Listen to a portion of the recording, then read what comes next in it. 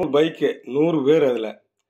அப்போ பைக் ஓட்டுறவர் ஒருத்தர், அதுக்கு பின்னாடி ஒருத்தர், முன்னாடி வந்து ஒரு வேனு. அதில் வந்து எதுக்காண்டி நாங்கள் அந்த பைக் ரேலி நடத்துகிறோம் அப்படின்னு சொல்லிட்டு பேசிட்டே போகிறாங்க. நானும் சில நேரத்தில் உட்காந்து நானுமே அதுக்கு வந்து நான் சொல்லி விளக்கம் சொல்லி போயிட்டுருக்கோம்.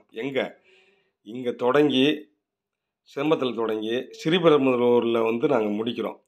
அப்போ முடிக்கிற வரைக்குமே எங்களுக்கு முன்னாடி போலீஸ் ஒவ்வொரு இடத்துலையுமே போலீஸ் வந்து எங்களுக்கு வந்து அதை கிளியர் பண்ணி கொடுத்தாங்க. இங்கேருந்து விடாமல் போயிட்டு நேராக நாம் வந்து போய் அங்கே மீட்டிங் அட்டன் பண்ணிட்டு மறுநாள் அதே மாதிரி முடிச்சுட்டு மீட்டிங் ஒரு நைட்டு தங்கிட்டு மறுநாள் அந்த மீட்டிங் முடிச்சுட்டு மறுநாள் கிளம்பி இங்கே வர்றோம்.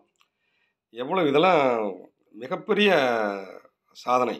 பைக் ரேலி இங்கேருந்து ஸ்ரீபெரும்புதூரில் 100 பைக், அதில் நாமளும் ஒருவனுங்கிற போது எனக்கு ரொம்ப பெருமையாக இருக்குது.